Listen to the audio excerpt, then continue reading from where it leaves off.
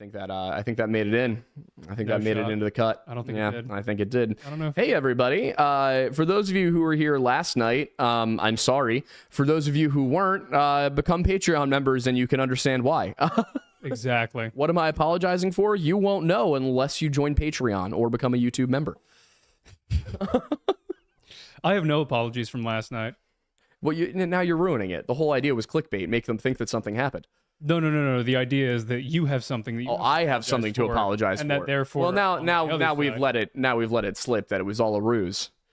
Well, we didn't until I you should have said that. Well, I should have. Well, I mean, I thought it was pretty obvious that it was a ruse.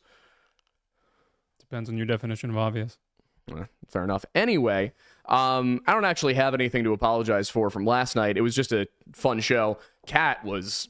I enjoyed Kat's state of mind. It was great. It was so fun. It was great. I think my favorite part of the whole thing was what exactly was the thing that she said about it was like, what is it to be born in Colorado or something like that. It was just something like, what is it to be born in Colorado, or like who's born in Colorado? Or but it was like somewhat more ethereal of a version of saying that question. What is it to be born in Colorado? We got went like meaninglessly deep last night. It was great.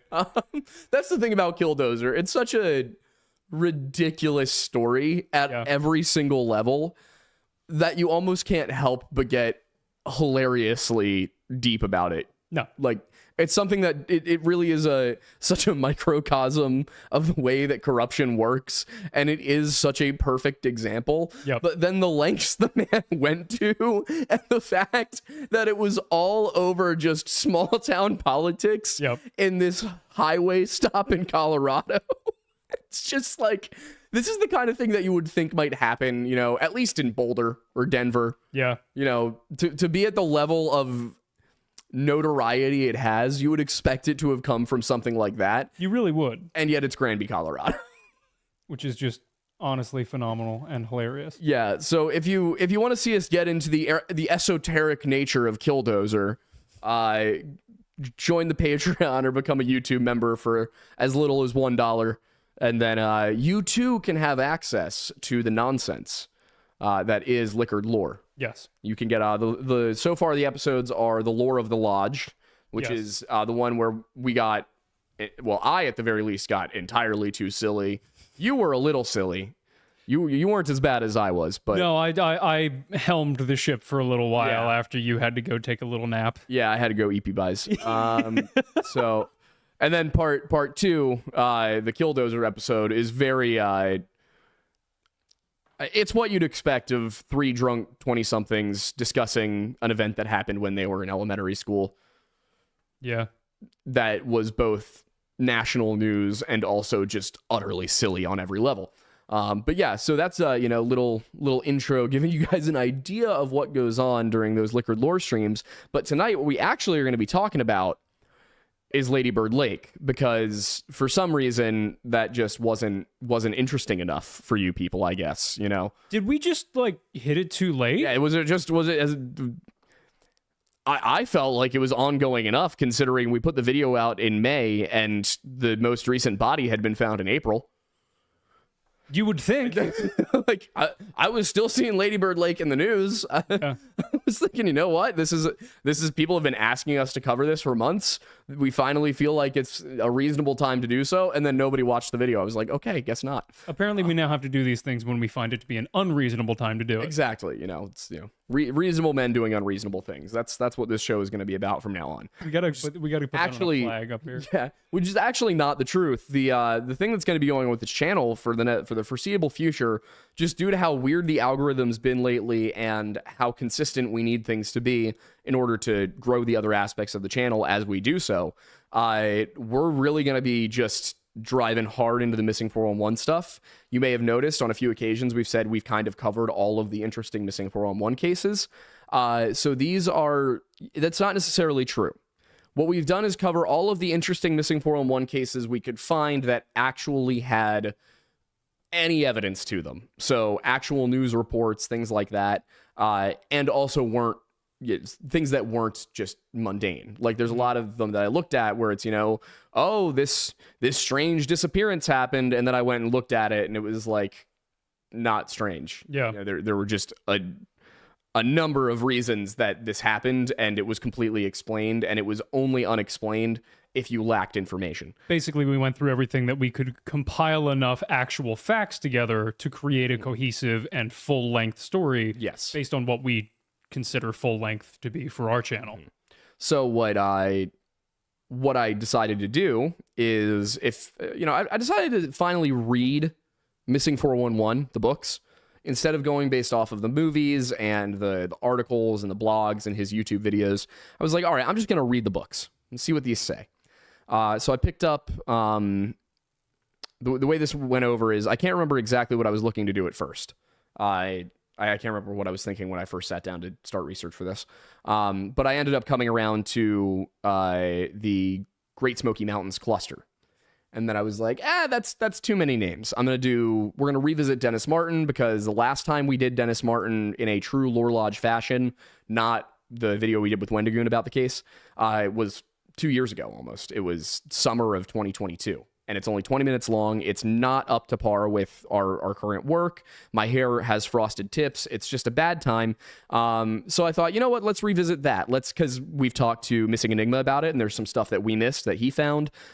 We have come across some other people who have looked into that case who knew things we didn't. So there's more to add, and I think that there's context that we can add, wrapping all of the different sources together, that will add to the sum total of knowledge on that topic. So that's going to be something we cover as well, but there wasn't enough time to get it done, because for those who don't know, we finished shooting the Killdozer video Wednesday, which gave me Thursday to start researching, and by that point, that was a day that I spent trying to figure out what I was even going to do. Yeah. Friday, I was in West Virginia the entire day, and then yesterday, I was only able to work for like 4 hours because we had other stuff going on.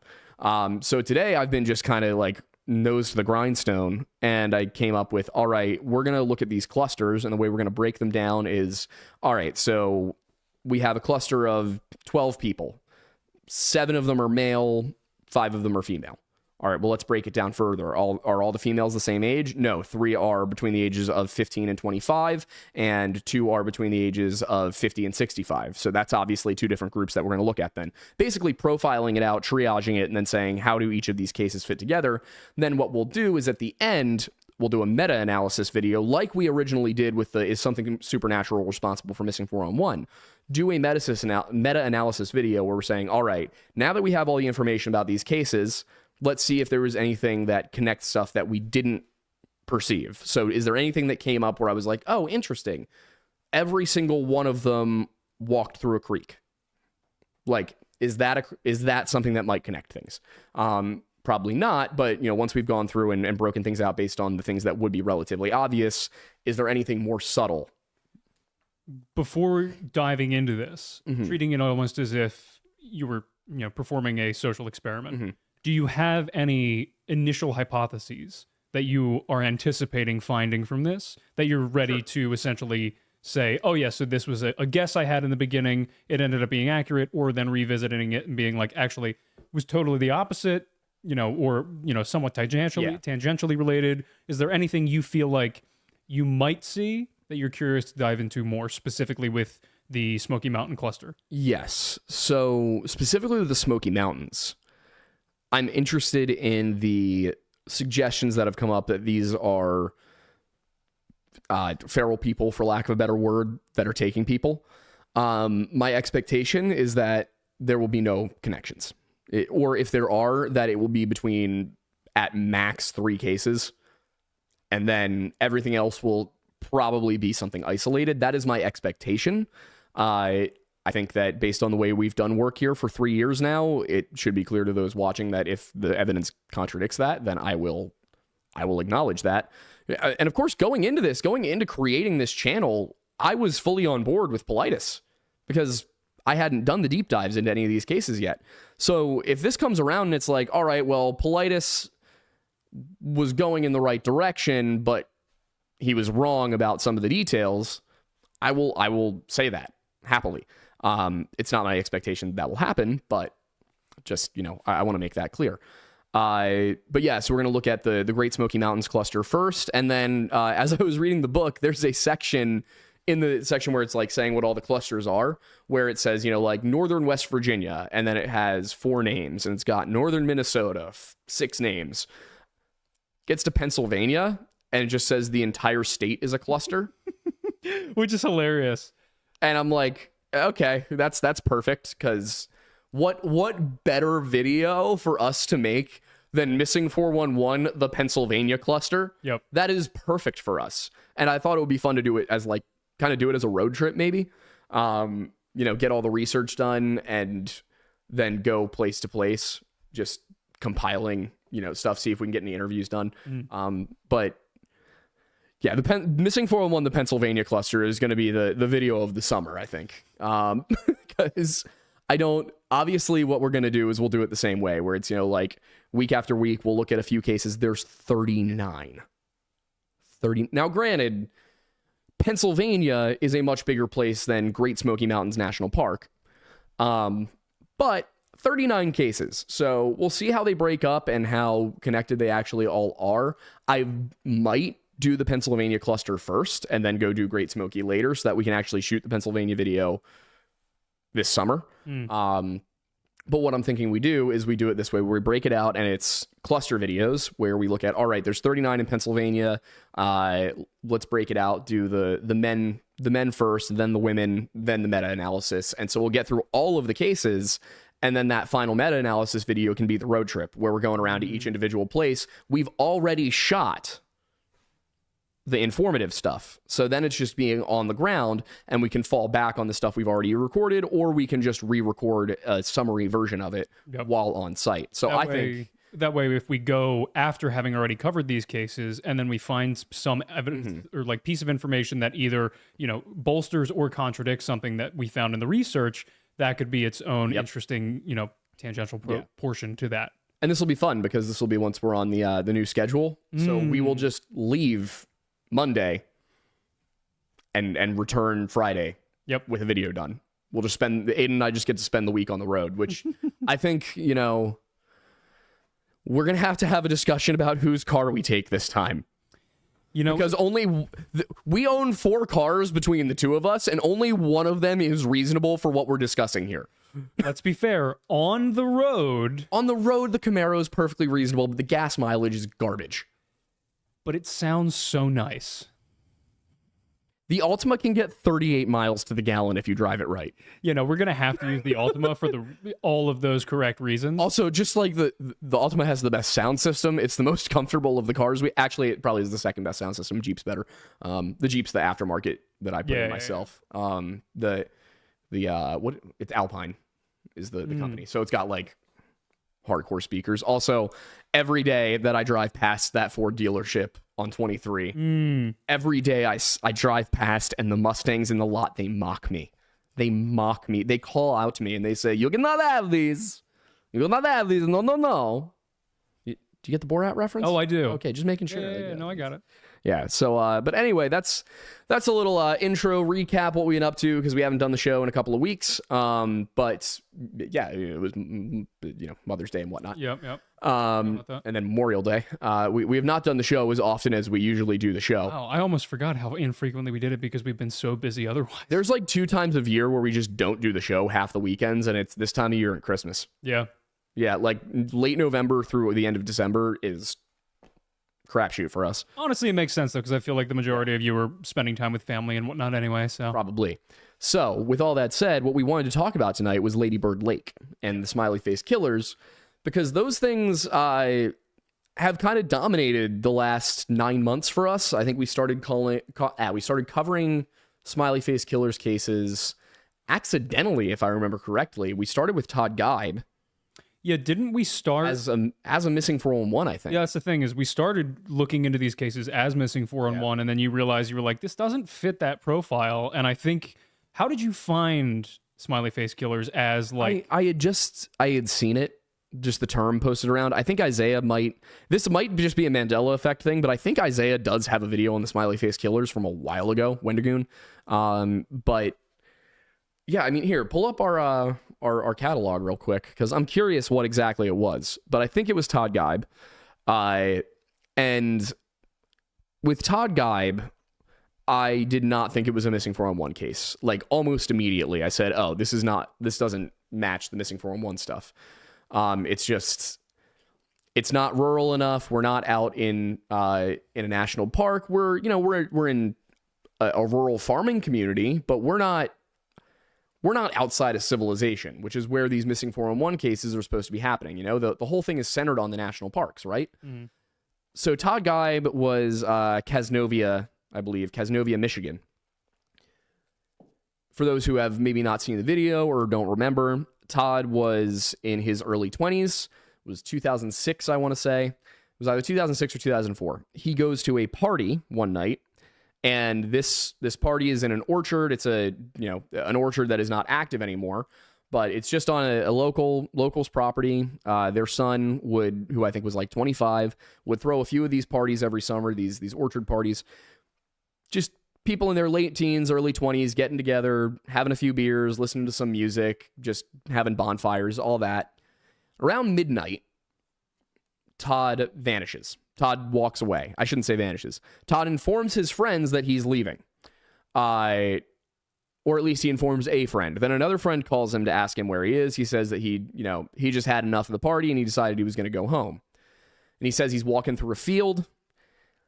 And then there's another call where I think he was on a road, or he was trying to get to a road. He crossed a street. It's been a while since we covered it. But point is, Todd leaves that party going south. All evidence suggests he left that party going south. He doesn't get home that night.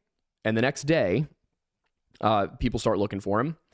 Nobody can find Todd. They search the entire area. And keep in mind, we're talking about rural Michigan. We're basically the same thing as the Brandon Swanson case. Just square mile after square mile of farmland with roads crisscrossing, every mile or every 2 miles, something like that.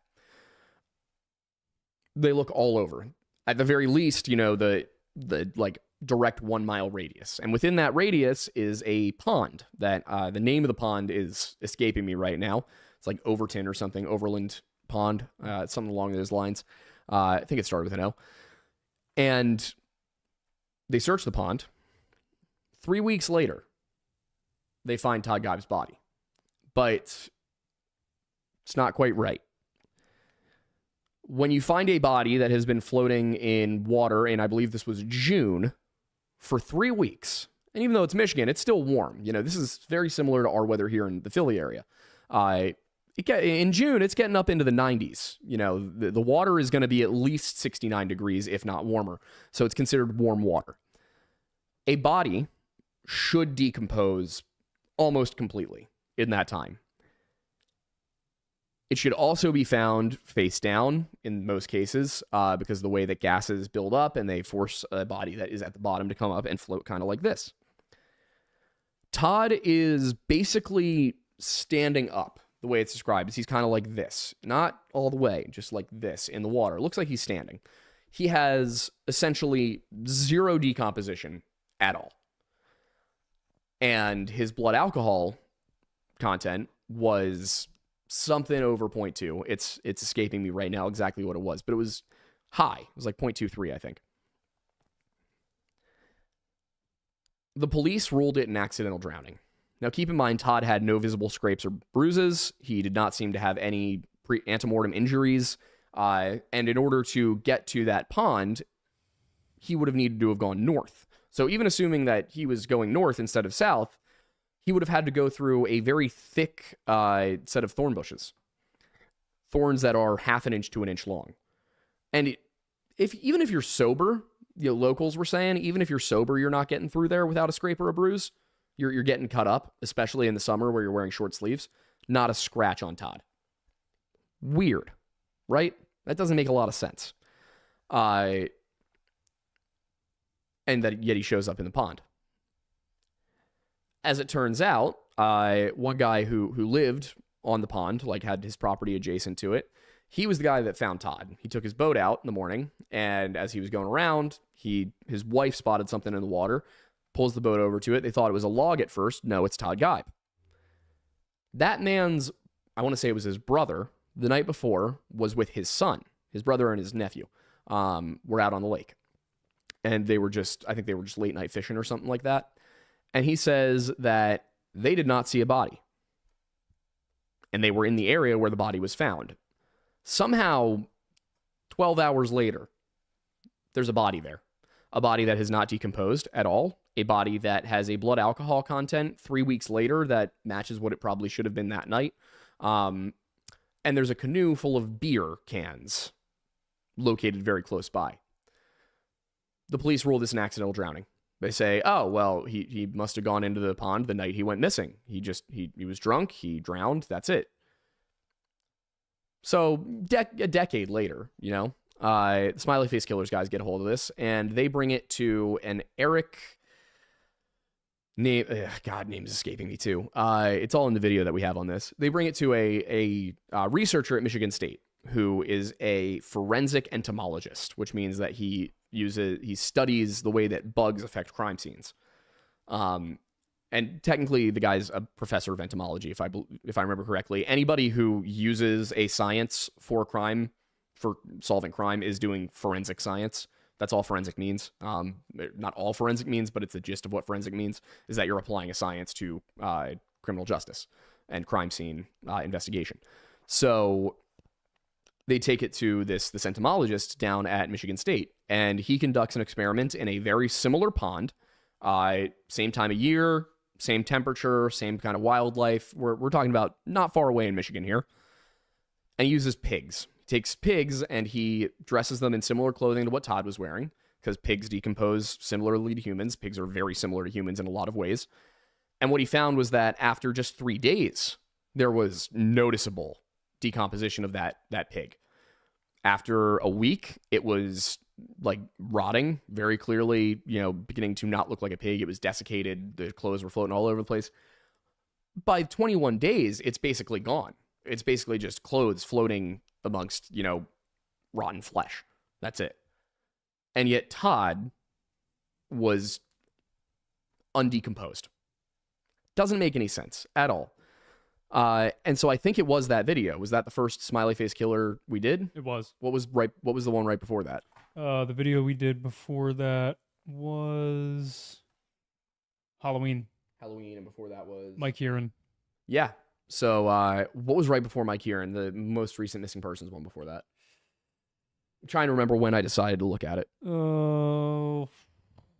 While back. Yeah. We had gone. So this was basically our return to the subject. Yeah, because we did Giants of Lovelock 2 weeks in a row. We did was Cannibalism the Vibe on the Frontier. We did The True Story of the Donner Party, Bell Witch. Yep. Jason Voorhees, Blair Witch Project. Yeah, so Mike Kieran was the last missing 411, or the first missing 411 in a while for that. And then Todd Geib, I think I came across as a potential missing 411. And then it turned out to not match because of a number of reasons. But that's what got me onto the Smiley Face Killers thing, because I went to look up the Todd Geib thing and I saw Smiley Face Killers and I was like, oh, I've seen YouTube videos, like thumbnails that have mentioned Smiley Face Killers. Maybe this is up our alley. Maybe this is an urban version of Missing 411. And it kind of has been so far. But for the most part, I think we're finding that it doesn't seem like there's much of a connection between the various cities. Sometimes the cases seem connected. They differ too much between cities. So I'm at this point, it's my expectation that we're not going to find a connection city to city. Or at least if we do, that it's not the exact same individual. Now, to be fair, the Smiley Face Killers theory holds that it could be an individual or it could be an organization. It could be a group of people, most likely communicating online. A little bit more believable than single serial killer. But when you look at La Crosse, Wisconsin, we've got 6 cases that are basically identical, with one survivor that seems to think he was targeted, that he was a victim of a crime, not that this was an accident on his part. So La Crosse, I think there may have been a serial killer at work. Or at the very least, somebody was, drugging men and sending them off in the direction of the river for some reason. Hard to say. I think that I would need to go to La Crosse and actually sift through what documentation they have on these cases. That's the biggest issue. Is I can only use news reports. That's all I got. So Sometimes there's a National Parks file. Sometimes there's an FBI file. Sometimes, like in the case of Tommy Booth, we're able to get in touch with the parents, and there's they're able to supply us with police information and autopsy reports and everything. That I have all that in a folder sitting at home for when we go to do the meta-analysis of the Smiley Face Killers stuff.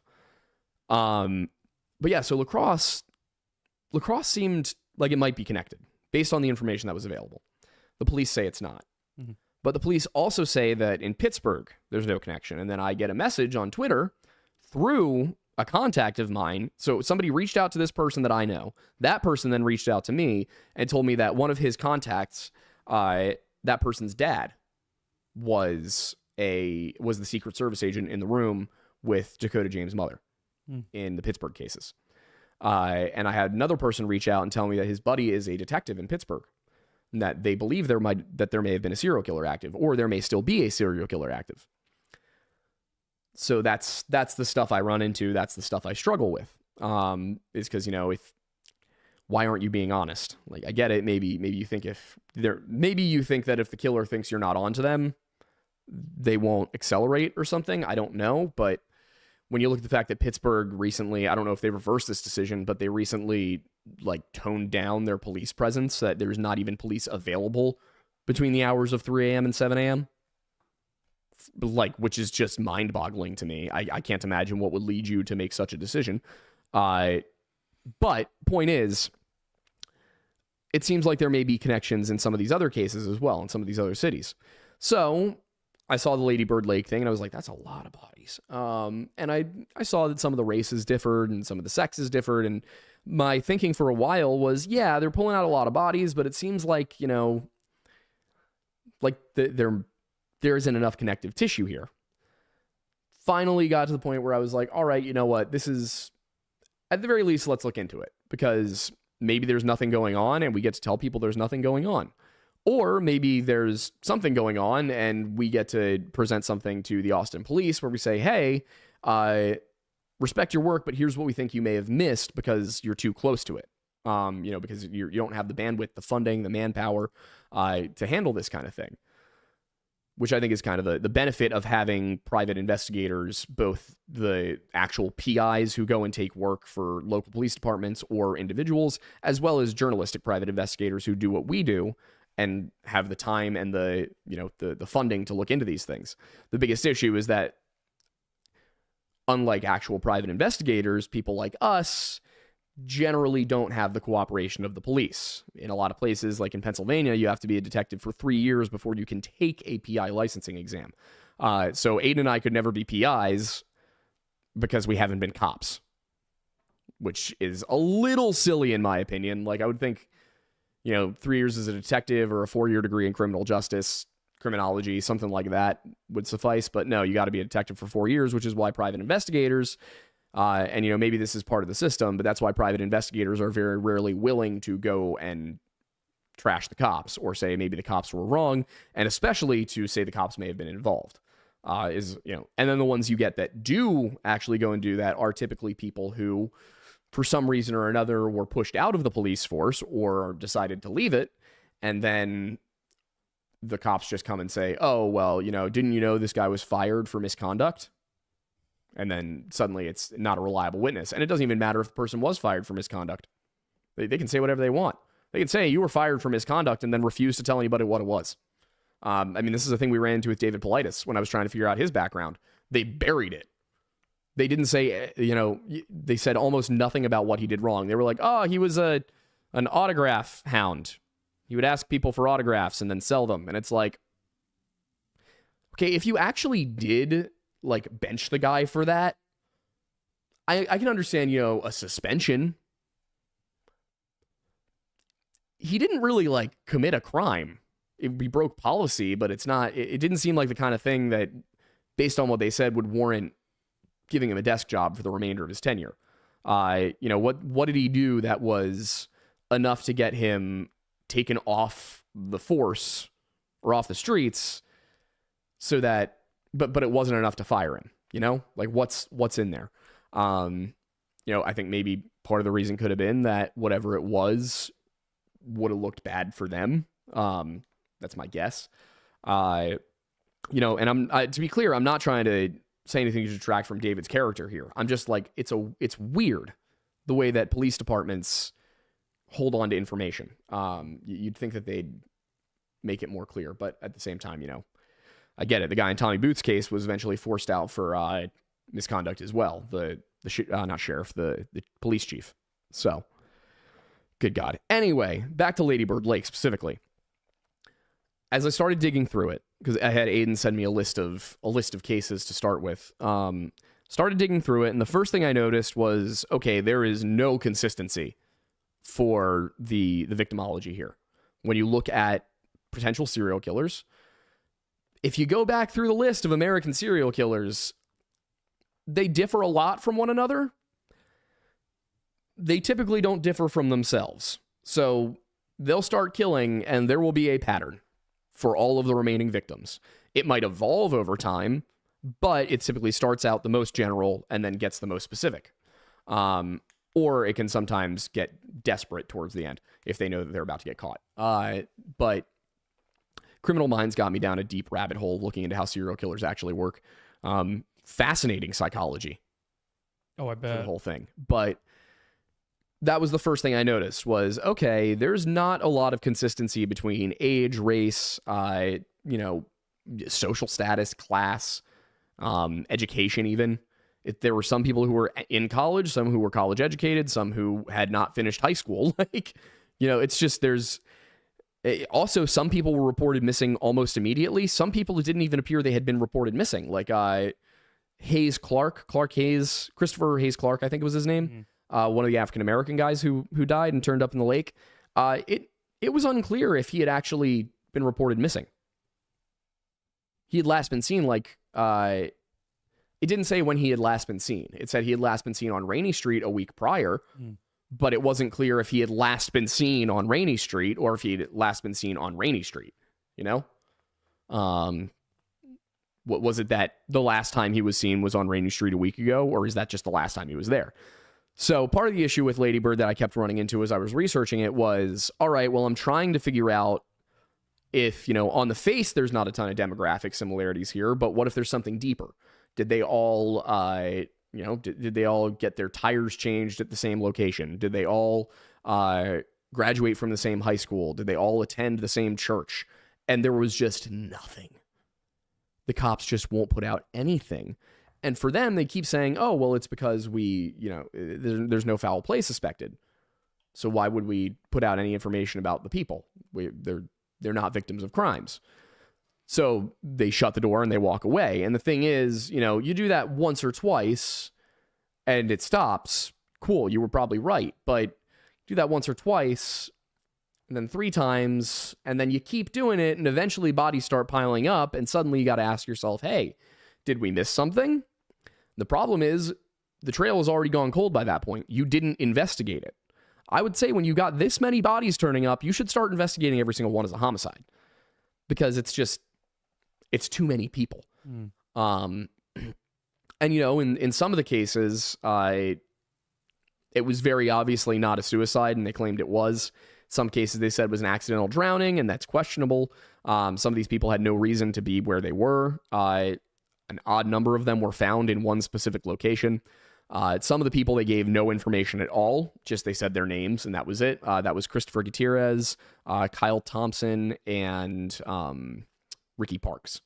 They said nothing about any of them. In fact, they didn't even report who the people were. The local news had to go through the local Freedom of Information Act mirror and request it from the police department. And that's all the police would tell them is, oh, it was this person. With Christopher Gutierrez, they didn't even say what his age was or his race. So I just had to assume that he was like white, Hispanic, or mixed of the two. Because what else was I going to go on? So it's impossible to draw conclusions from a lot of that. What time is it, by the way? 7:42. Okay, cool. So when I was going through and looking into things, I kept running into walls. There was just nothing I could find out. And then there were certain things where you go and you look at, what was his name? Riyad Hamada. That was obviously a murder. The man was found in the river with his arms and legs bound and his mouth and eyes duct taped. Like, Didn't you say that you were going to consider going back and looking at his case specifically? yeah, I want to wait until a certain conflict dies down because, from what I understand, I'm not sure if he was Christian or Muslim, but he was Lebanese. If I remember correctly, I think he was Lebanese, and he was a supporter and a liaison for a Palestinian children's fund.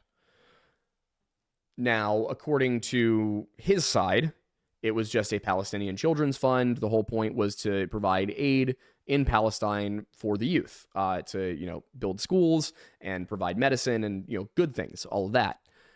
There were opponents of the organization who claimed that it was a front for Hamas. I am going to say, first and foremost, I looked at that and I said, all right, this was a murder for sure. It may have been politically motivated. In fact, that seems very possible considering his house was raided by the FBI a week earlier. And then, he suddenly just shows up in the river. It's weird. But I didn't look into the organization. I didn't look into the details of the case. So I'm not going to tell you either way. Yeah, it was a Hamas front, or no, that was just a belief people had, and this was essentially a hate crime. I can't say because I haven't looked into it yet. I would have to go and look at the case, so I might do that. But my concern is that even if we remain as factual as possible, and we have in no way do we give an opinion on the current conflict, or even the history of the conflict, and just say, this is what the motivations seem to have been. My concern is that people will start a war in the comments section, or that, it will be perceived as us taking a side, and then we have to actually, come out and make a public statement. And there's far too much nuance to that situation, I think, to have a public statement that isn't going to be 6 hours long. Yeah. So we just don't want it to seem that we're taking anybody's side or that we're against anyone. That's not the point of this channel. That's not what we do here. So we're going to hold off until that conflict is over, and it can just be a video about something that happened in the past that we can look at objectively and not worry about the internet frenzy that comes when you get even remotely close to politics. I'm honestly surprised the Killdozer video. I think I must have made a damn good argument in the Killdozer video because I don't see a ton of controversy. Well, I think also part of it is a large portion of the type of people who watch our content kind of, true, are on the same wavelength about that scenario. Yeah, in general, we probably have a very pro Killdozer audience. Yeah. But yeah, I mean, it's... Can you let me have this? Have what? I felt like I made a good argument, and I was like, maybe I said something so strong they can't fight me on it. And you're like, no, I think our audience is just too based. To be fair, I think the reason I looked over that comment from you is because in my mind, the baseline is you making a good argument. Oh, okay. So for me... Nice save there. He keeps his job another day. Huh? I say as if you don't own half the company. Yeah. No, but I would genuinely, I truly think, because in my mind, that's the way you end every video. It's not like it's glad you never make it a point, or there's never a point in which you say something that is even remotely unreasonable in one of our Friday videos. I'm glad, because I say a lot of unreasonable stuff off air. Yeah. I've just made a habit of it. No. It's kind of fun. It's great. Well, that's where you get to have your fun, because exactly. I sit here in the room while we film the Friday videos, and I essentially, tie you to the whipping post. Yeah. As soon as you say something that is mildly problematic, I immediately just look at him and go, no. Yeah, it's the that meme of Matty Healy from the 1975 going like, and I don't think it's racist to say, and then I immediately go with the guitar, yeah. It's just our filming sessions. Basically, yeah. Where was I? What was I trying to say? We were talking about the different cases that were in Lady Bird Lake, and we were coming into specifically those you thought were relevant to. Yeah, so that one, for example, seemed like it was probably a murder. Then there was the Julio Santos one, where Julio Santos was, from what I can tell, I believe a gay man. I think. I don't want to say for certain on that, but definitely, androgynous, like, gender bending with the clothes. I'm not sure if that's considered an offensive term now. If it is, I'm sorry.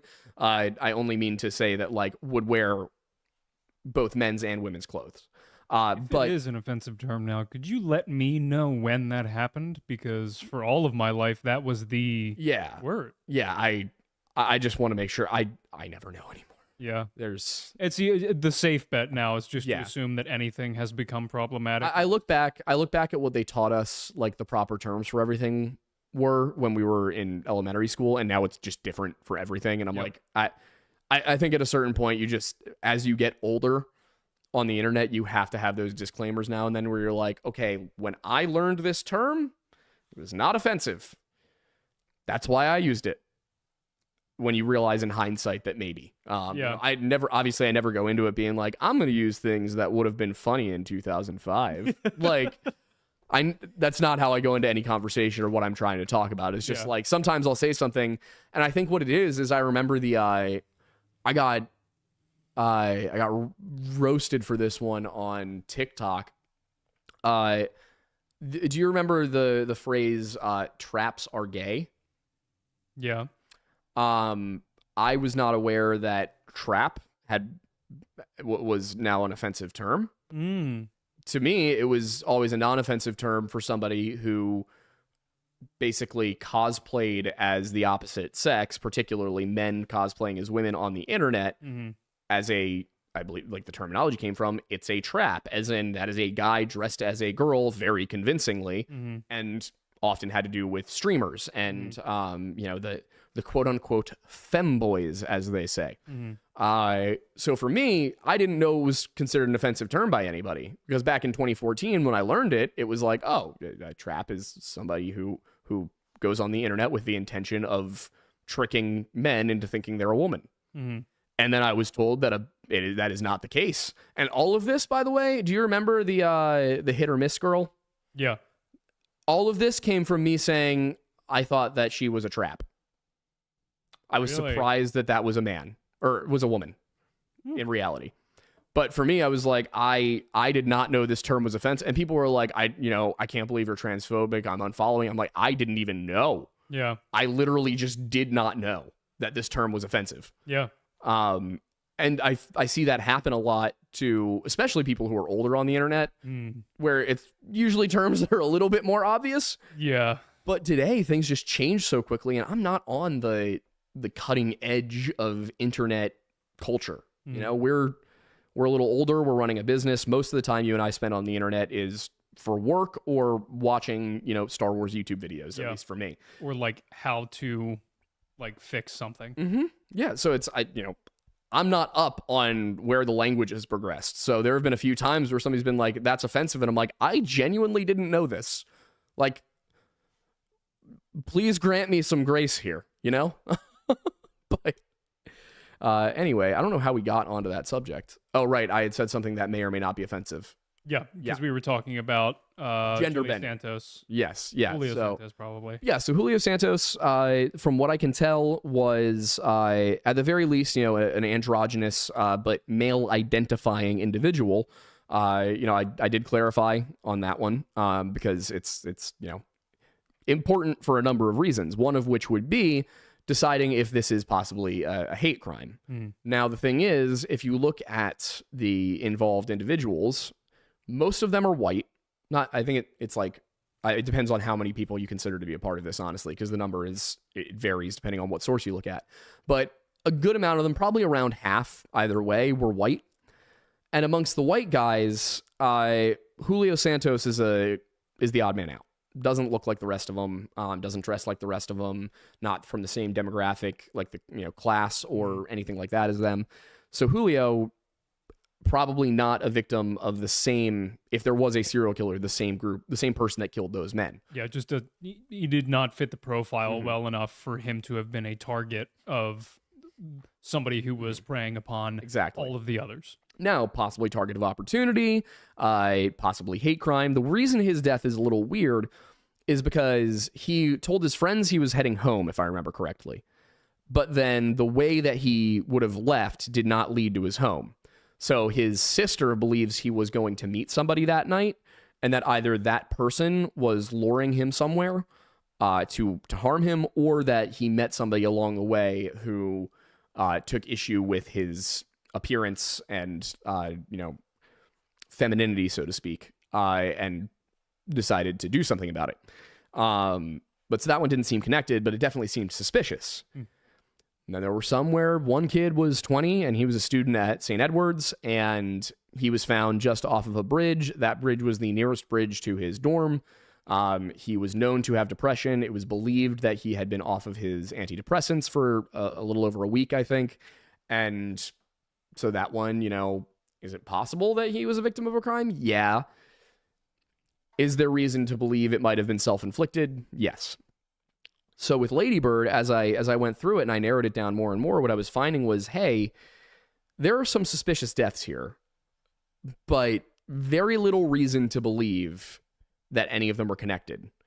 And the only ones that do seem like they may be connected are a very small number. I think it was like 3 or 4. And out of what, like 18? Out of, something like 18. And it was, again, pretty circumstantial because there's so little evidence of what happened. It wasn't even like they had all gone to the same bar that night. I think it's possible that they had all been to the taco truck or the food truck area that night. That might be the common denominator, but I didn't have evidence that they had all been there. It's the kind of thing that might, not come up if you're being questioned about the night. You're like, yeah, we went to this bar and we went to this bar, but that's everywhere. You might not think, oh, and we stopped at a food truck. And that would also connect Julio Santos because he was also at a food truck in a different place. So if there is a connection, it could have to do with the food truck, but I had no evidence that it had to do with the food truck. This is entirely, I don't want to say tangential, but vaguely related. Was the location where the parking lot was that Riley Strain fell somewhere near a food truck, or am I misremembering that? I don't think so. Okay. Because I don't think there was a food truck. For whatever reason, I thought that there was some element of that story that he was involved in being near a food truck. But again, that could be me just entirely misremembering. I don't think so. I don't recall a food truck being involved. Okay. Oh, that's probably me just making a mistake. It could be. I don't know. Yeah, but anyway, I think we should be getting close to question time, right? We're about 5 minutes out, but all right. We could hop in early. Let's just switch to it. All right. Because I think that that about covers the topics I wanted to discuss this evening. I think it does indeed. So the first yes. Yeah. The first super chat for $2 is from Aaron, asking, Aiden, when will you create the Milk Masons?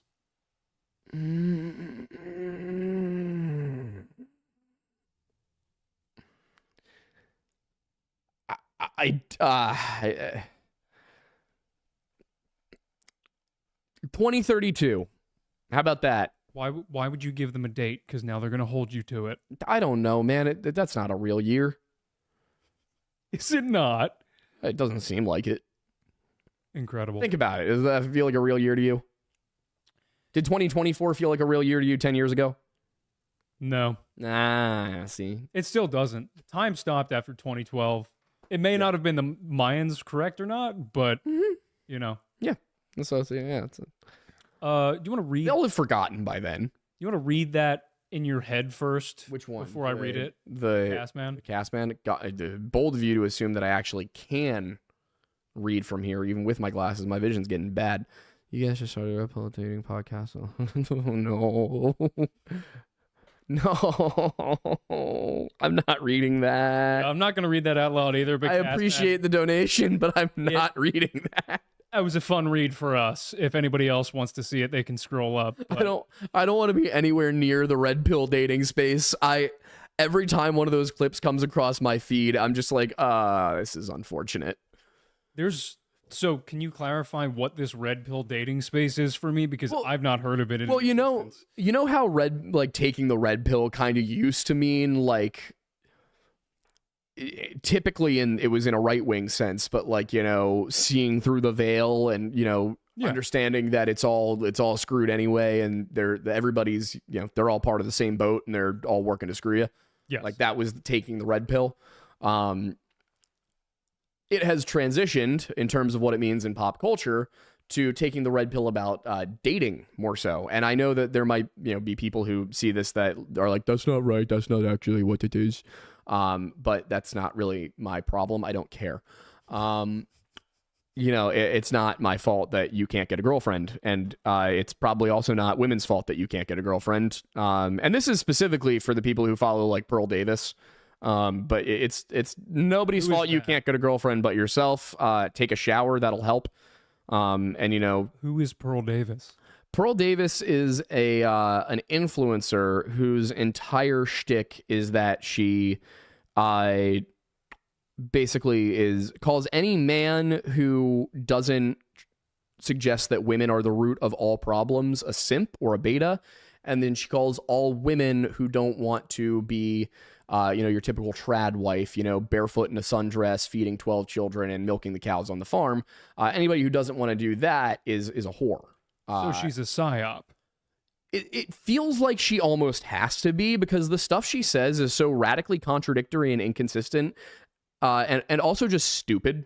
Like, it just doesn't make sense half the time, that it feels like she has to be a plant, like some kind of psyop that is supposed to be like accelerating the downfall of a certain culture of men.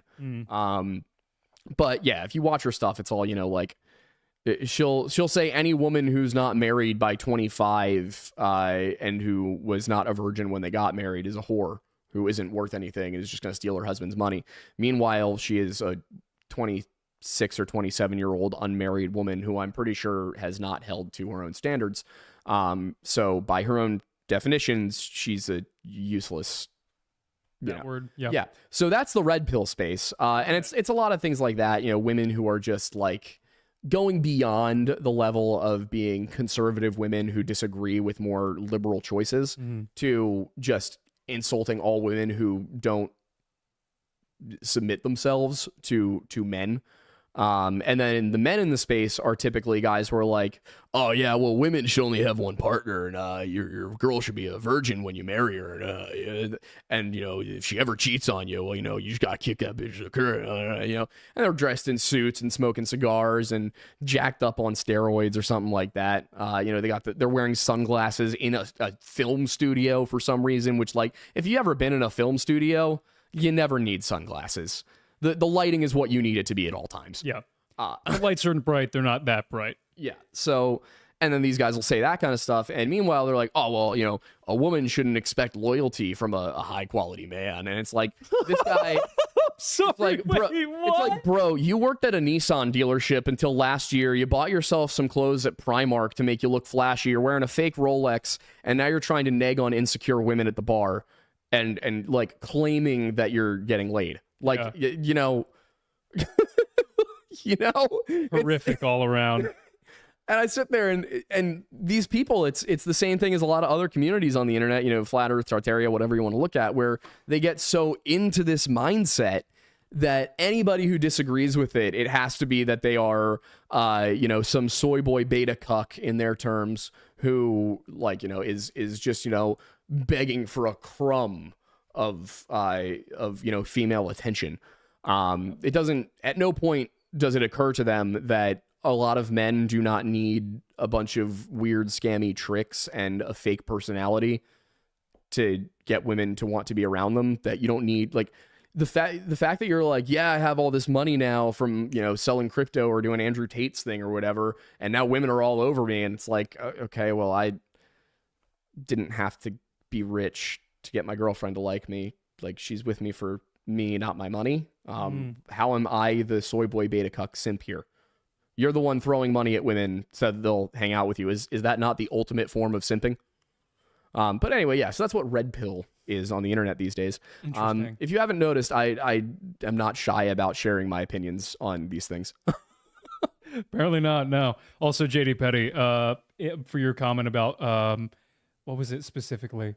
It was essentially, I was like, I envy Thornberry's lack of knowledge of the things on the internet. Oh, yeah. Yeah, the only stuff I watch on YouTube anymore is basically just like mechanical things, like heavy equipment operation or repair for my car or my truck, and just generally understanding how to do things. Yep.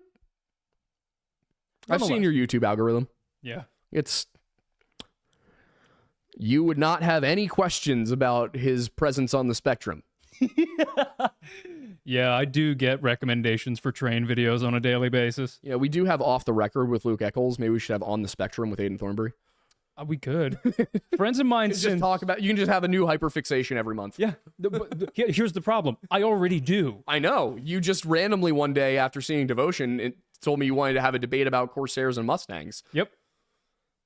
That was before we saw Devotion. That was before we saw Devotion, yeah. Yeah, really. So, I really do have hyperfixation cycles, and it's really interesting because, very small tangent, they're cyclical. the cycles? Yes, No. they're cyclical. Oh my God. But specifically, they're elliptical cyclicals. Oh boy. Okay, Austin. Yes, there will be things that come in randomly that then have to find their way into the rotation. Okay. So it's like a clutch. Kind of, yeah. Gotcha. Yeah, a little bit. Oh boy, you literally shift gears. Okay. I have a literal gearbox. Brain has in a my brain. manual transmission. It does. And no reverse. Yeah. I've seen the transmission break on a few occasions. I've had a couple of ego deaths. Yeah. Oh yeah. Oh boy. Oh yeah. Good times. Anyway, Everybody I know who's experienced ego death is like, yeah, I thought I died, or I didn't believe that I looked the way I do. Just like, oh, you guys were in a space. yeah, there's a clinical term for it. It's called depersonalization. Yeah. And for anybody who's not familiar with it, it's when you reach a point for whatever reason, whether it be some form of hallucinogenic or a really difficult life period, but it's to the point where you begin to believe that everything you are witnessing around you is a hallucination, and that instead of like you being out of space and time, you are the only thing that truly exists, and everything around you is your psyche's attempt to create some semblance of order for yourself, and essentially that we are all one being, and like, you know, it's all a big test, that kind of stuff. It's all very ethereal. I've never had that happen to me. I think I am far too stubborn to depersonalize. I think I would just insist that everything was real. Matt is getting up on hallucinogens just to see if he can break the universe. No, you're fake. Good God, man. It'd be hilarious, actually. It would be very funny. All right, what's the next one? Outdoors Gamer for $50. Oh, wow. Thank you very much. Okay, moving along. As you can tell, there's more than one reason why both of our names are Aiden and why we run this together. Yeah. Found you guys a month or two ago. With every story that I've previously heard, you guys find so much more than I've ever heard before. You guys are awesome. Well, thank you so much. I appreciate that. Yeah, it's the the one thing I do with my time now is quite literally the one thing. Yeah. I'm usually either doing this or turning off my brain for Helldivers. Yeah, at least you have that opportunity to just kind of like relax a little bit. All right, yeah, there we go. Some of us getting cast out. So Ian Ramage, I believe that says, for $10 says, are you going to be on the Unsubscribe podcast? And if you are, have Donut explain the Lacrosse cinematic universe. It's wild. Yeah, so we are going to be on Unsubbed in like 2 weeks. Yep. We're recording that? We're recording. I don't know when it'll be up. Yeah, I think we're recording it like the 12th or something. Yep. So we are going to be on Unsub in a couple of weeks, and I am going to be bringing up the Lacrosse cinematic universe because I think that seems like a perfect topic. It really worked out timing-wise because we can talk about that. We can talk about Killdozer. Like, yeah, we got a lot of stuff we can talk to the guys about. I'm very excited about that show. Yeah, it should be fun. Should be a fun time. Local Legends Burt Moran for $5 says, I shared footage of a smiley face painted on a sign at the Brandon Swanson spot during the live. Ooh, I'll have to go and look. Interesting. Because Brandon Swanson is one of those ones where it's like he's sometimes referenced, but I don't think he's in the book. Interesting. Good to know. Mr. Rose for $5 says, extremely irrelevant. We love that here. But is it bad that the only Star Wars I've watched was that one Family Guy movie parody? Yes. Yeah, that's not great. So you should fix that, brother. So you are aware, we grew up on Star Wars to an unhealthy level. Oh, yeah.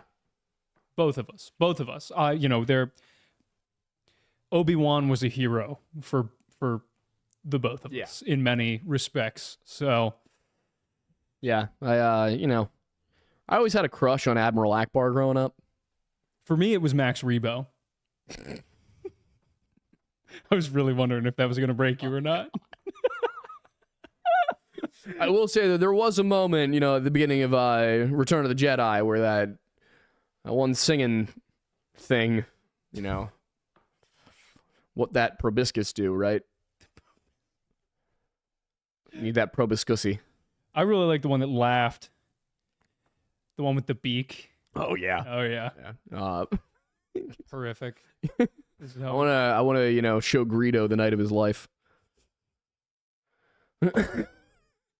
On already did. I'm telling you, he'll shoot first that time. Oh my god. We have to move on before we get canceled. Okay. I think it's his jacket. Oh boy. We're never allowed back. Where'd it go? Oh yeah. There we go. So it was jacket. All right. Yeah. And for his 1 month member chat, if you are a member, by the way, you get a free chat every month. You do. Mm-hmm. And that means, I believe if you're a $1 member, that means you get a free super chat that includes text every month, which you would not get for a $1 super chat otherwise. Yes. So you can become a $1 member gets you a free $2 super chat. You actually are getting a return on your investment every month. Plus, you get access to Drunk Folklore. That's true, as well as some other things. I'm bringing, since the Killdozer video, we're going to be bringing our notes digital. I'm going to be taking them digitally from now on, which makes me a little bit sad because I liked doing it by hand, but it's just so much more efficient this way.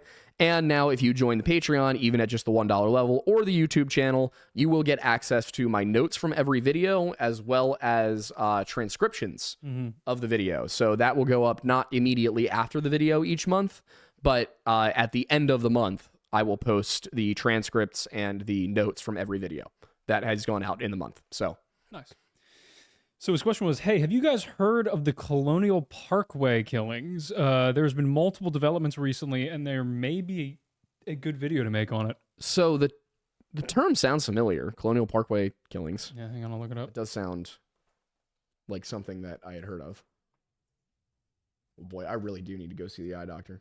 I just need to get LASIK. I just need to nut up and do it. I'm so scared of it, though.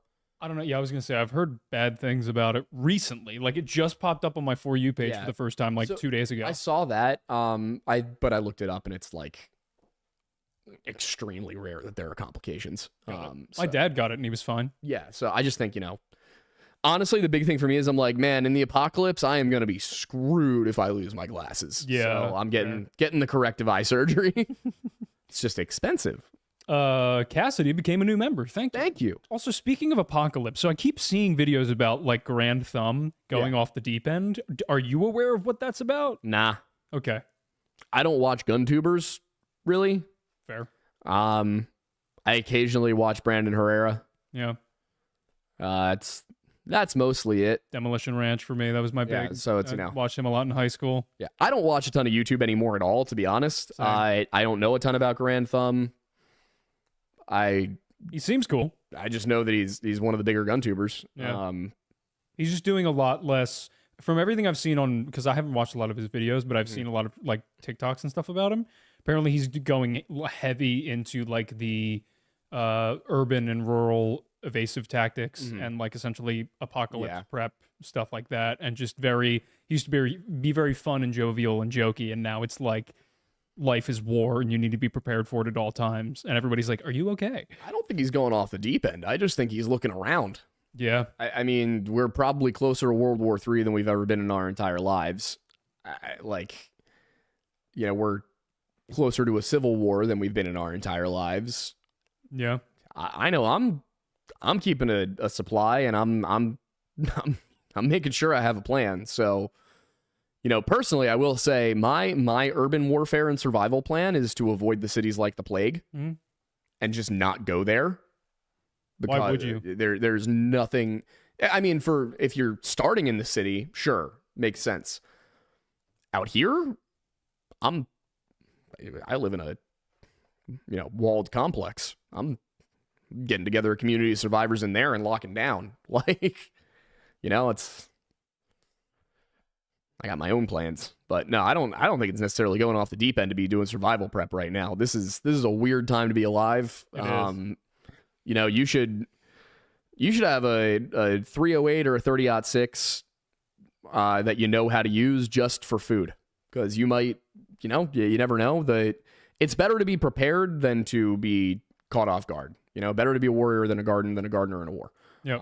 So, I would recommend to everybody who is able, get a rifle. It doesn't have to be, an AR-15 or a SIG MCX or anything like that, but just a standard 30-06 hunting rifle or 308 hunting rifle, bolt action. Those are very reliable. It's probably best for beginners anyway.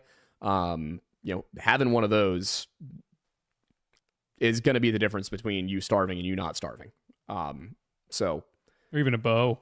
Yeah, bow is just a lot harder to use. Yeah. I mean, I would say, learn how to use a bow, because bows are great, but, better to have both. Yeah. Next up, we have Ray.com. Ray Kilbride, looks like, became a member as well. Thank you. Thank you for joining. And the Spleens, I believe, for 556. That sounds like a familiar name for some reason. It does. Have you guys seen the Noah Presgrove case? I feel like you did look into that at one point. There's a lot of things that I don't line up with the evidence on that story. I've heard about it. It's just currently in progress. And from what I can tell, it doesn't necessarily seem like it's reached a stalemate. It seems like they're making progress on it. So my concern there is I don't want to pop up and, with half the information go in and make an argument that causes problems for the investigation. It's a different thing if they're like saying that it wasn't foul play when it looks like it was, like Riley Strain. Yep. Or when they're just stuck and stalled and not able to make any progress. But no, I don't think with Noah Presgrove right now. I mean, again, it's been a few days, probably a week since I looked at it, but I can go and take another look at it. I just don't want to I don't want to hamper anything if there's no reason for me to insert myself, Yeah, absolutely. Pumpkin Bear 7, hey Pumpkin, for $5 says, I recommend the Todd Geib case to Mattis on September 18th, and then recommended it through a lazy mask vid on Mattis' private channel. Got it, okay. Not private channel, personal channel, to be clear. Personal channel. Personal channel? I have a personal channel. It's youtube.com/@theAidenMattis or just Aiden Mattis. Are you sure you don't have a private channel? I'm sure I don't have one of those. At least not yet. Business hasn't gotten that bad. Yeah, thankfully not. Haven't had to sell my body. Megan Thomas gave us $4.99. Thank you. Thank you very much. Cam Boone, a member for 12 months. Happy anniversary. Happy anniversary, babe. Hit a year of membership after finishing grad school and coming back to Appalachia. Is there an email? My professor... profession, it's prof/experience or expertise may be useful to y'all sometime. Probably profession. Yeah, there is. We do have an email. It's thelorelodge@gmail.com. Yeah, and we do check it. We do check it. We're trying to get better about that. Yeah. We're looking to hire some people this year. We just need to figure out how much money we have first. Yeah. Not enough right now. Between just the two of us, not enough. Yeah. We're working on that. Part of the reason we're starting other channels is to be able to actually employ people so we can turn this into something that is, a real business. Yeah, I thought about doing a Kickstarter, but $100,000 seemed like a lot. Yeah. I mean, granted, if every single one of our subscribers donated $1, it'd be fine, but it's not going to happen. Nah. So we'll do it ourselves. We'll do it live. I'll write it. We'll do it live. What does that mean, to play us out? Incredible.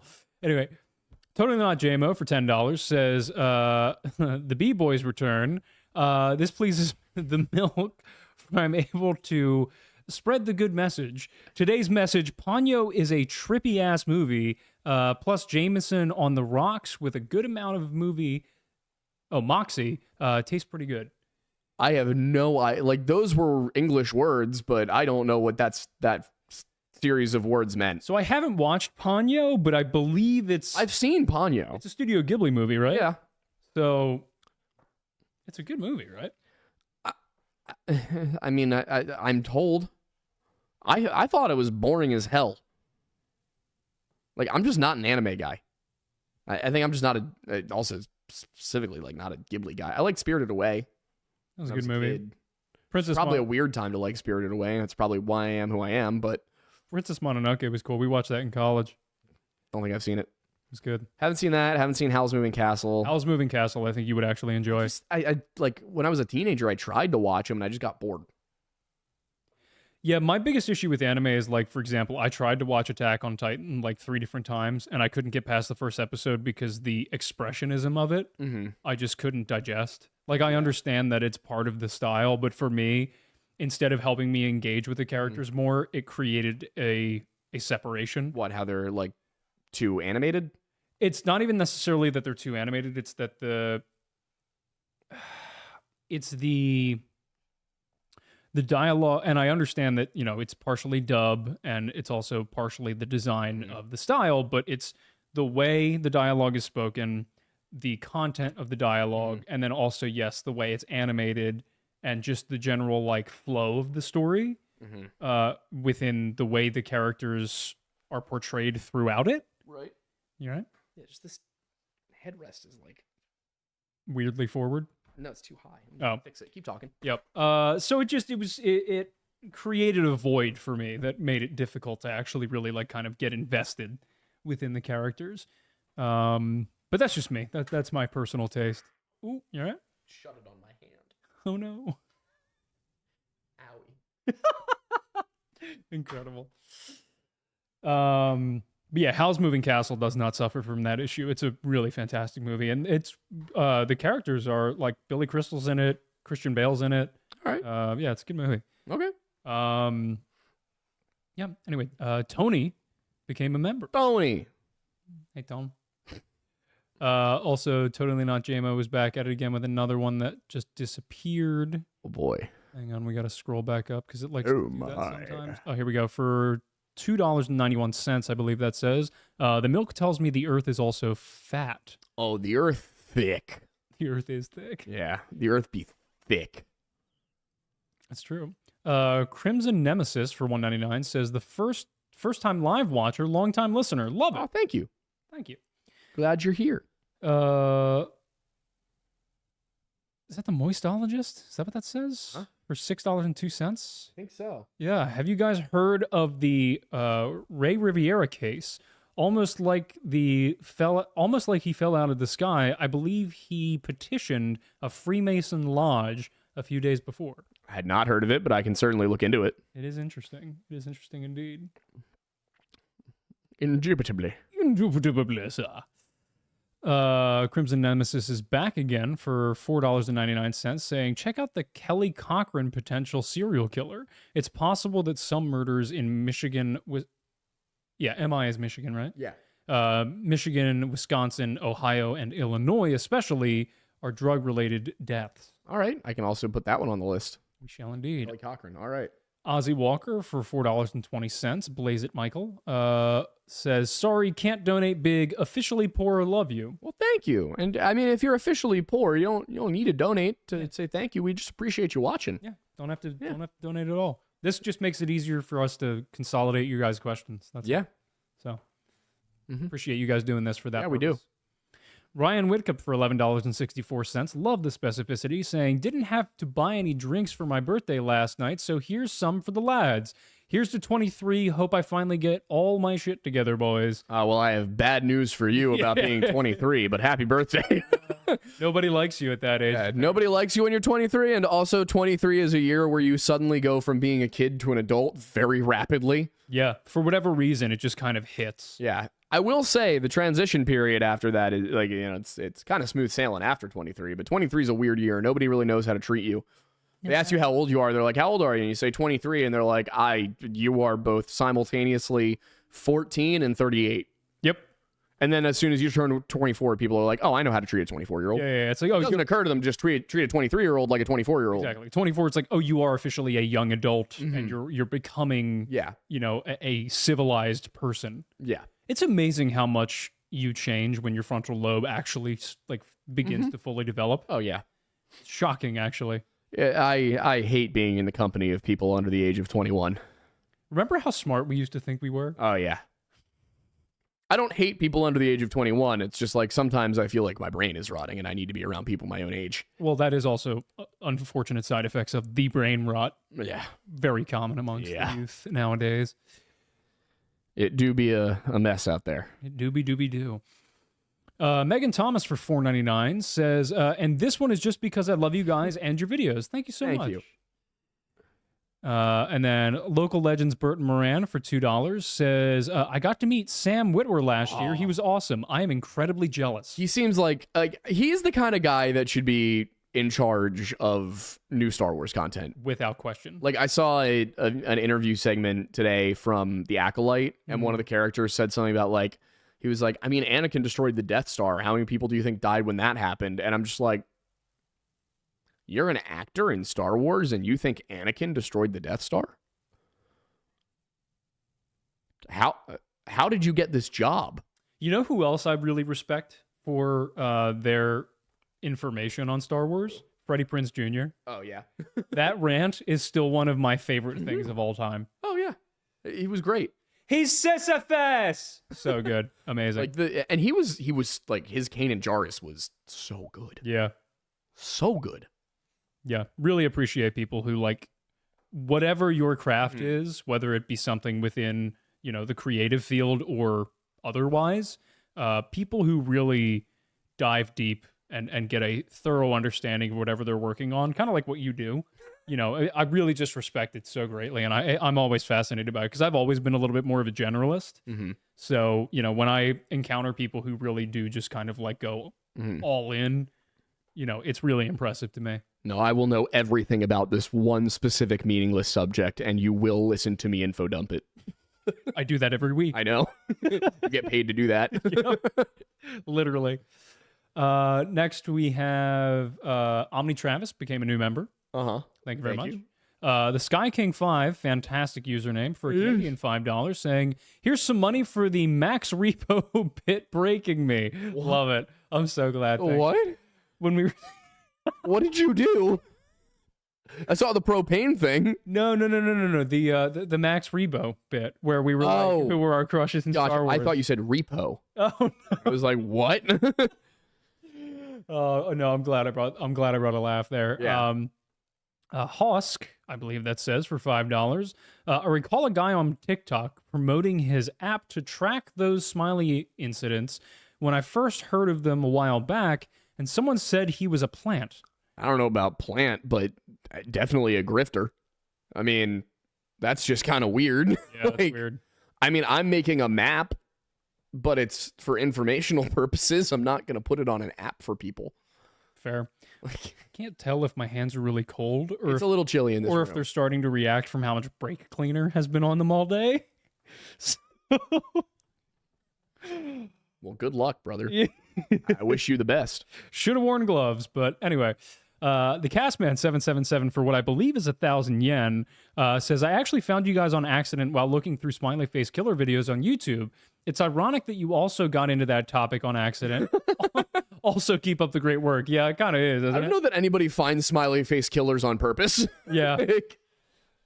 I'd never heard of it until you brought it up to me. Yeah. The Real William White, cool name, for $2.64, love the specificity, saying, the World War IV will be fought with milk. You know what? I'm down. I'm down for it. Could be fun. I believe that's Fantastic Hoovian for, just became a new member. Thank you so much. Apparently my little membership spiel worked. Worked out well. Carly Ann for $5 says, I feel that both of you will enjoy the electronic phenomenon and curse, quote unquote, of Dudleytown, Connecticut.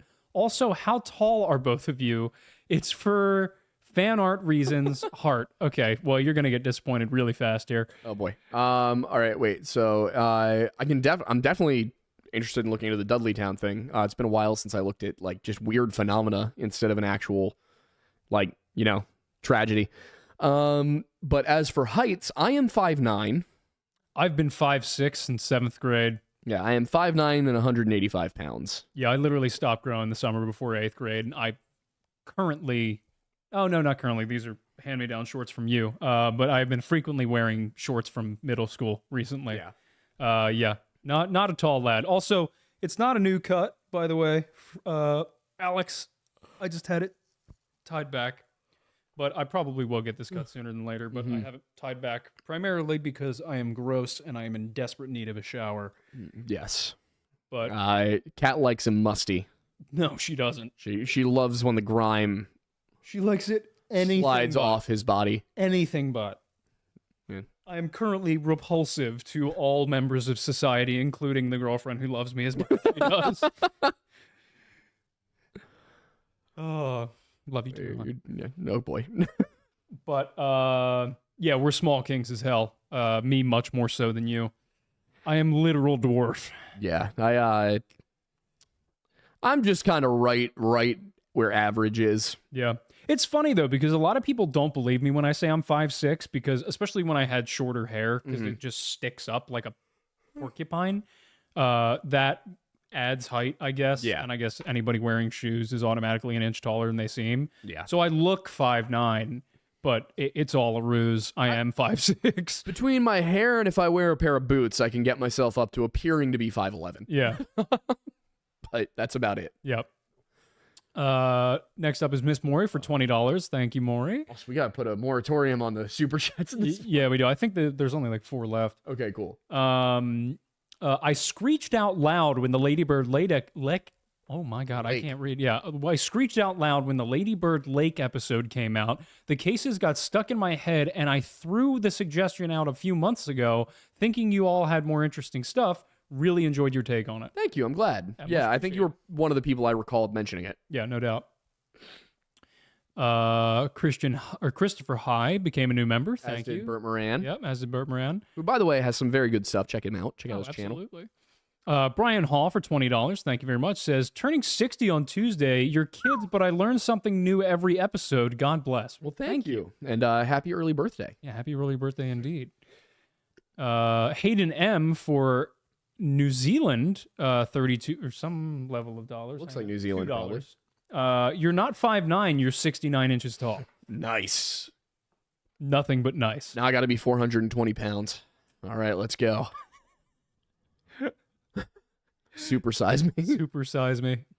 Did that guy just die? Yeah. What a shame. I'm not going to point out the irony. No. That his whole thing was about eating healthy, and then he died at 53. It's very unfortunate. Didn't he get... He was a vegan, too, I think. Yeah. That's unfortunate. Yeah, it's like, that's tough. Yeah, that's that is tough. Brother. You know. Moment of silence. They reference him in a Wonder Years song, actually. Do they? Yeah, it's, what's the, Oh, yeah, the line is, been on a steady fast food diet, like we're this generation's Morgan Spurlock, but we won't accept defeat. My body feels rejected. I can't say that I blame it. My heart keeps saying stay young. My lower back seems to disagree. Interesting. Yeah. That, they've got some great, very specific lyrics, like, we ended up busted, broken, choking down a grand slam, about being at Denny's. That's the casino seemed like a bad idea, but Denny's seemed like a worse one, and I don't think that we ever let that stop us. It's called Summers in PA. That's amazing.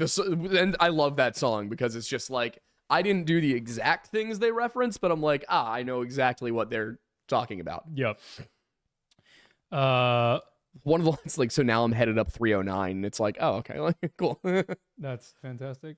Kiernoth for $5. I'm going to read it over here because I can now. I'm a 40-year-old millennial, but I look like I'm in my late 20s, so Gen Xers and Boomers still treat me like a kid. I know the feeling, sort of. That's actually brutal. That's rough. That's brutal. Oh. But, I mean, you know, at least you look young. Yeah. It's beneficial to some extent. Yeah. Mm-hmm. I'm apologizing in advance because I would likely butcher this name, but Kalyan Al-Qadir, please correct me if I got that very wrong, for $4.99 says, have you guys ever heard of the Franklin Credit Union scandal? It is a wild rabbit hole to go down. I had not, but I can certainly take a look at it. Considering a large portion of the video that we just did this past Friday has to do with, lending falling through. Yeah. Not great. No. Ashley Hawkins for $10 says, "Hey guys, love the work. As a West Virginian Appalachian native, I'd really love if you could cover the case of Gretchen Fleming. She is still considered missing from the Parkersburg area. Sorry. Thanks again."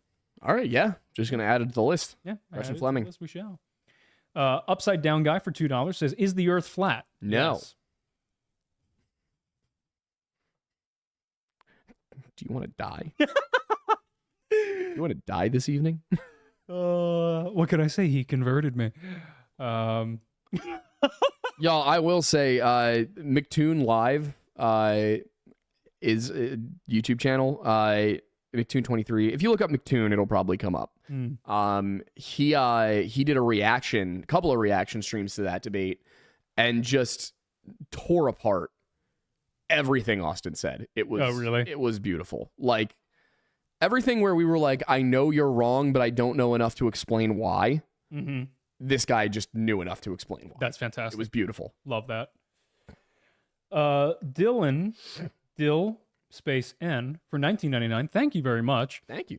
Says, "Been watching you guys every night lately, so I thought I'd give a bit back. P.S. What should I name my new Elden Ring character? Holy shit, I love the Wonder Years 2 unbelievable band." Great band. Yeah, Great band. good band. We actually went to go see them. That's right, we did. It was a good time. It was a good time. Let's see, what was sorry, what was the question again, though? The question was, what should they name their new Elden Ring character? Ringy McRingface. John Halo. Paul Dune. Yeah, yes. Yeah, name him Paul Dune. Paul Dune. I think Paul Dune is the way to go here. Yeah, Paul Dune. Yep. My favorite. Also, I love that Paul Dune is the overseer in the Fallout show. I haven't seen the Fallout show yet. I just saw it, but Paul Dune is the overseer. Really? Oh yeah, incredible. Yeah, and by the way, to be clear, Paul Dune is the Kyle MacLachlan Paul Atreides, not Timothy Chalamet. No, he's just Paul Atreides. Paul Dune is Kyle MacLachlan. Yeah. I'm Paul Dune, and it's Dunin' time. My favorite part was when Paul Dune said it's Dunin' time and then duned all over the place. Incredible. So yeah, Paul Dune, please let us know. Send us a picture to the email at thelorelodge@gmail.com of your character. Honestly, named Paul Dune. And honestly, I was not surprised for how sensual Dune would be. Which one? Either one. I mean, when I saw that worm, man, I just couldn't help but, just feel something deep within me. Felt a rumbling. Did it create an awakening for you? Yeah, it's, it had to have that shy halusi.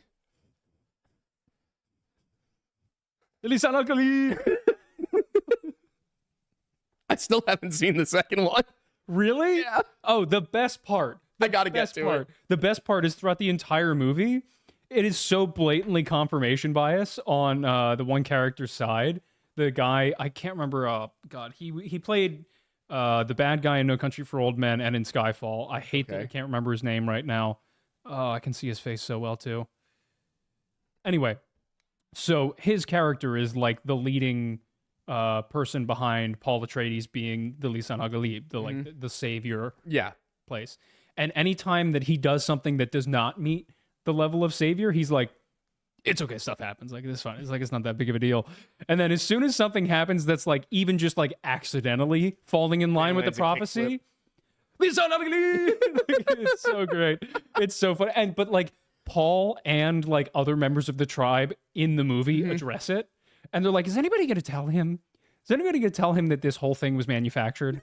Like, and we all know it was manufactured. And he's just like, he's the Lisan al-Gaib. Yeah, it's so good. It's the best part of the whole movie. I'll have to watch it. Yeah, it's great. When I finally get some time off. Yeah. At some point in the future. Yeah, part 2 is so much better than part 1. I've heard. Yeah. Yeah, I'm excited for it. And then we should use the theater in my building. That'd be such a fun time. Well, we still have it because I might be moving again. Oh, true. The last super chat of the evening thank God. Is Fantastic Hoovian for $2 asking Marshall Iwasa and Daniel Rauch could be a good case. We can write that one down as well. Yep. Yeah, I'm just going to be going through this and writing down names. Yeah. Yeah, we will. Yeah. All That's right. it. Well, I think that's it for the night. Yeah. It is. All right. Well, for those who hung out, thank you for hanging out. For those who didn't, you're not going to hear me say anything. So, guess that's your loss. For those who did hang out, I guess I'll give you a piece of ancient, unique lore about myself, which is that when I was in 5th grade, I broke a rib at the juncture with the spine and then had to be wheeled immobile through the hallways to the nurse's office. Not a fun experience. That's the secret lore. Interesting. Broke rib in what grade was this I was again? in 5th grade. That's unfortunate. Just kind of, I was walking down the hallway and I felt a crack in my back and then I couldn't move. Oh, that's right. Yeah. That's right. I forgot. You broke a rib just walking. Mm-hmm. I have glass bones and paper skin. Every morning I break my legs and every evening I break my arms. Show always hit. Dude, SpongeBob. Oh, Good times. yeah. Oh, I saw a horrific For You page pull from What SpongeBob when I was was it? waking up this morning. It was an animation of SpongeBob, and it was SpongeBob and Patrick working at NASA. And SpongeBob is there, is like, Patrick, did you check the O-ring seals? This is the lowest temperature we've ever had for launch. Yeah, and then they use the actual footage. They cut to the actual footage, and then they go back to Patrick and SpongeBob with like the really small eyes looking at a screen, like everything is like totally gone to hell. And they have the like wah wah wah music in the background. I'm like, who made this? Why? How? Who let you? Horrific. No. Uh-huh. Oh boy, I did see Challenger explosion denialism on Twitter the other day. Listen, this is not a result of me being like, incapable of keeping my emotions in check or being triggered, so to speak, or anything. I just think that at a certain point, the only response to flat earthers is a good old bop. Like, Good old Bob. Like a Gibbs slap. Yeah, like definitely not anything beyond that, of course. I would never wish harm upon anybody, even if their entire job and way of making a living is grifting off of the most ridiculous lie possible to make money off stupid people. I don't know, I just think that those people should maybe get a little boop on the head. Boop. Yeah, Could exactly. have had a V8. Mm-hmm. That's how I feel. It was Witsit, by the way. Saying that because there are 3 people who are on the Challenger who have basically lookalikes with the same name. Yeah. Because witness protection, they just move you, Yes. right? So this makes sense. Anyway, 7 people tragically lost their lives. And denying it and saying that they're still living out secret lives, not even secret, just living out lives elsewhere is just a horrible thing to say and That's to just do. horrifically disrespectful both to the people who lost their lives and the family members who survived them. Mm-hmm. And all because you need to feel special. Like, that's all it is. That's all these people are, is they just need to feel special. But like I said, not talking any more about Flat Earth. I only wanted to bring that up because I like making fun of stupid conspiracies, and that's technically not Flat Earth. Fair enough. It's just adjacent. But anyway, thank you guys for hanging out. It has been very real, and we will see you on the next one. Bye, guys.